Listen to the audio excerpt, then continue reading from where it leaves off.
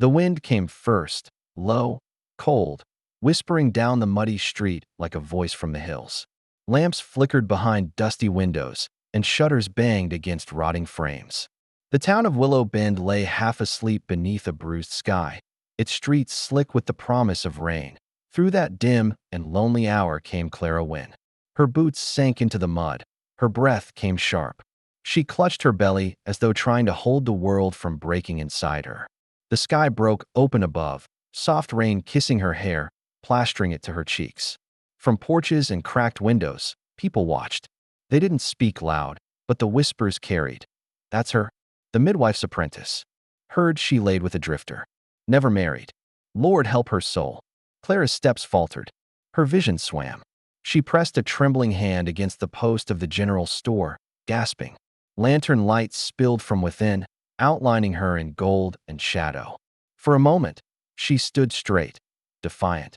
But the next, she crumpled to her knees in the wet street. Her cry drowned by thundered, and one came. A woman across the way turned her children's faces from the sight. The sheriff muttered something and retreated into the saloon. The preacher's wife crossed herself, shut her curtains. Only one man moved. Elias Boone had come to town for salt and coffee.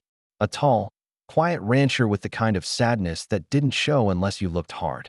He reined his horse near the hitching post, rain dripping from the brim of his hat. When he saw the woman lying in the mud, something inside him twisted tight. For a heartbeat, he didn't move. His breath caught on the edge of memory. A scream, the smell of blood. His wife, years ago, in another storm that he swung down slowly, his boots sinking in the muck. When he reached Clara, she was whispering to herself, her hands trembling around her middle. Please, easy. It hurts. Her voice cracked something open inside him. He froze, eyes wide. I know, he said softly, almost to the rain. His voice was rough, hollowed by time. It'll be over quick. He lifted her with care, cradling her against his chest. She was half conscious, her skin cold, her breath shallow. Around them, the town remained still. Not a soul stepped forward. Elias looked once toward the shadows, faces half hidden, judging, and then turned away, carrying her to his wagon without another word. The wheels cut deep through the mud as he drove through the downpour. Past the churchyard, past the empty schoolhouse. The road stretched ahead like a strip of sorrow between lightning flashes. Clara stirred once, whispering something he couldn't make out. Her hair brushed against his arm. He tightened his grip on the reins, jaw clenched against the ghosts clawing at his chest. By the time they reached his ranch, night had settled heavy and black. His cabin stood solitary against the storm, lanterns flickering inside like the heartbeat of a lonesome world. He carried her in and laid her on the small cot by the hearth. She was shivering. He threw more logs into the fire, light blooming across her face. He worked by instinct, boiled water, tore old shirts into strips. His hands were steady, though his breath wasn't. He'd been here before long ago. Only this time, maybe he could make it right. The storm clawed at the windows. Thunder rolled low. Clara stirred again, her eyes fluttering open. Fear swam there first, then confusion. She tried to rise, gasped, and fell back. Don't, he said, kneeling beside her. You're safe. Just breathe. Her voice was a whisper, broken and small. Why are you helping me? He looked at her for a long moment. Firelight painted his face in gold and shadow. Because nobody else would. She turned her face away, tears glinting in the corner of her eyes. You don't even know me. He glanced at the tiny bundle forming beneath her coat, the trembling of her lips. Don't have to. For hours, time moved in ragged breaths and the sound of rain. The child came slow, hard. Her cries rose and fell like a prayer. Elias stayed close, quiet but certain. When pain took her, she gripped his sleeve, her voice breaking. Please, easy. It hurts. He leaned close, his hand trembling over hers. I know, he murmured again, eyes burning. It'll be over quick. When at last the cry of a newborn filled the cabin, Elias closed his eyes. For a moment, he couldn't breathe. The sound cut through him like light breaking through the dark. Clara sobbed softly, relief flooding her body that he wrapped the baby, tiny, red, alive, in his old wool coat and handed it to her. His coat still carried the faint scent of rain and horse leather, the smell of his past. Now, it was hers. Clara held the child to her chest, her lips trembling against its forehead. "Thank you," she whispered, voice hoarse with exhaustion. Elias didn't answer. He only leaned back, staring at the flames, the reflection of them dancing in his eyes. Outside, the storm began to ease.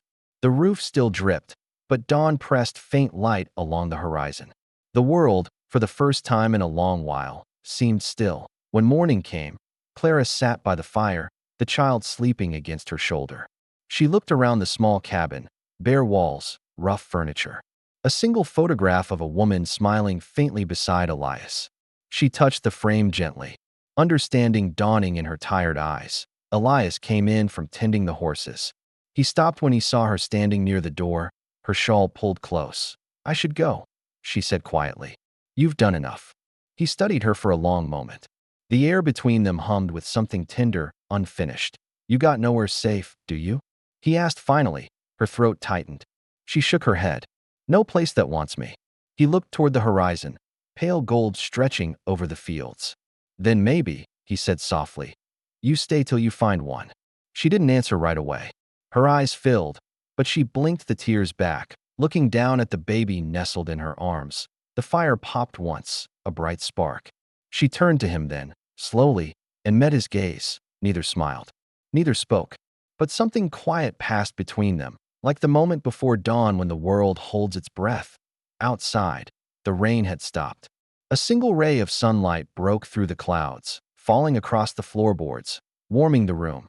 And for the first time, Clara didn't feel cold. Days passed in a silence that was neither heavy nor empty, more like a breath the land had been holding for too long.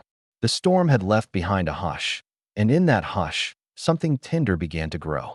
Clara stayed, though she told herself each morning it was only for the child's sake, only until her body healed. Yet her hands found work in every corner of the ranch, mending torn shirts, sweeping dust from the hearth, humming soft lullabies that drifted into the quiet like prayer smoke. Elias watched her from a distance. Always from a distance. He worked the fences, the barn, the cattle, anything that kept his hands busy and his mind away from what stirred in his chest.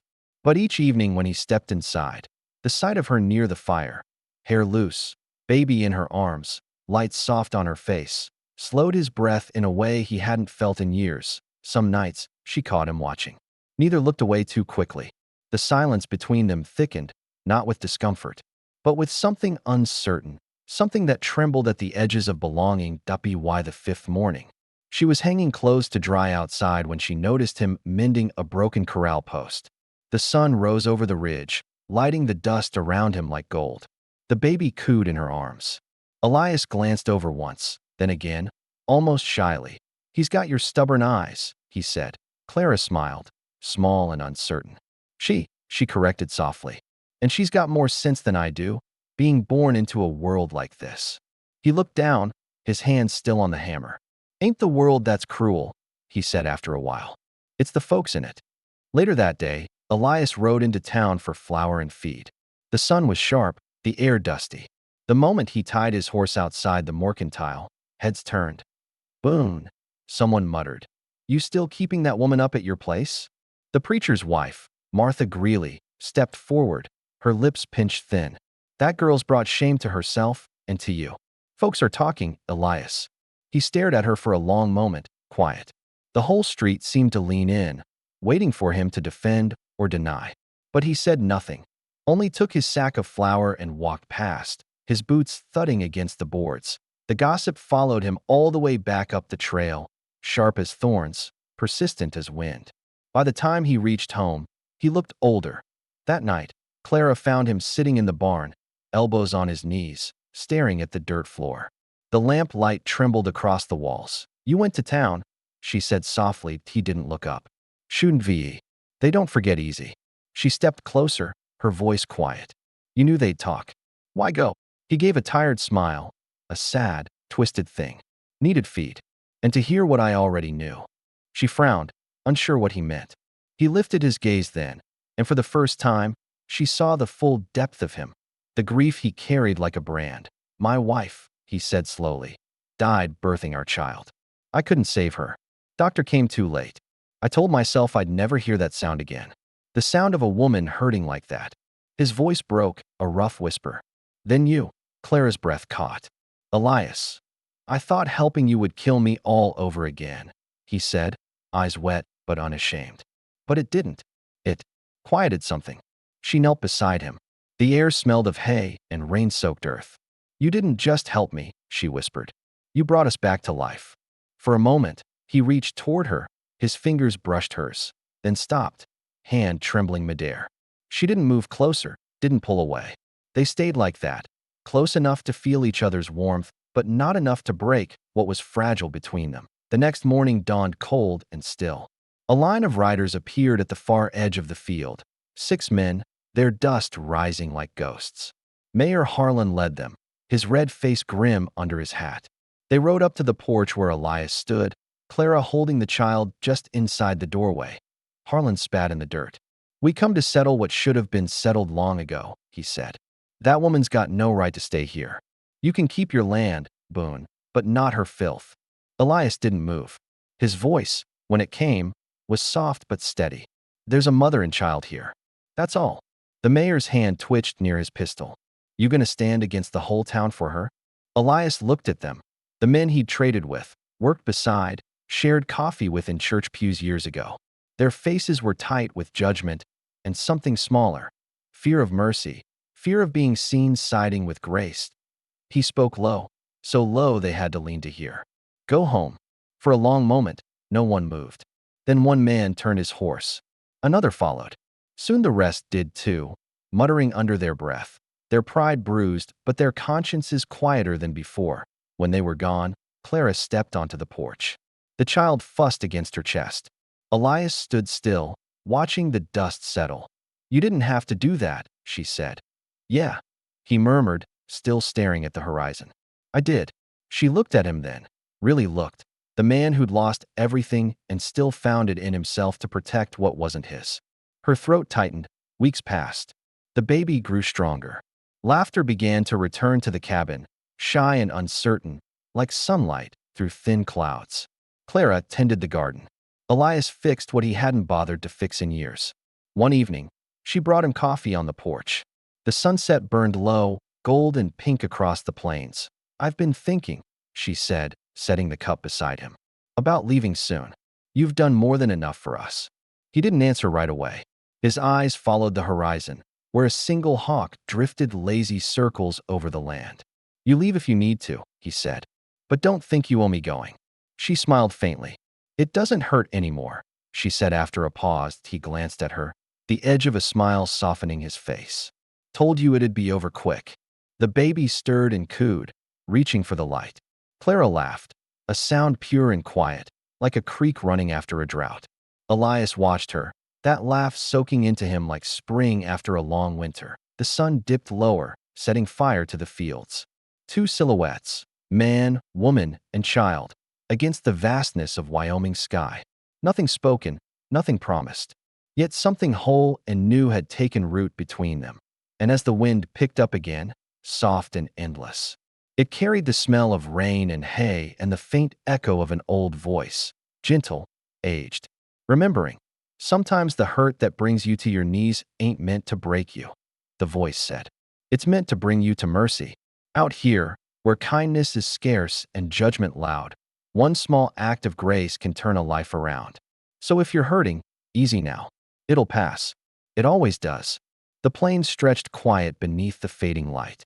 The ranch stood small against the endless sky, but inside, there was warmth and the slow, steady sound of a world beginning again.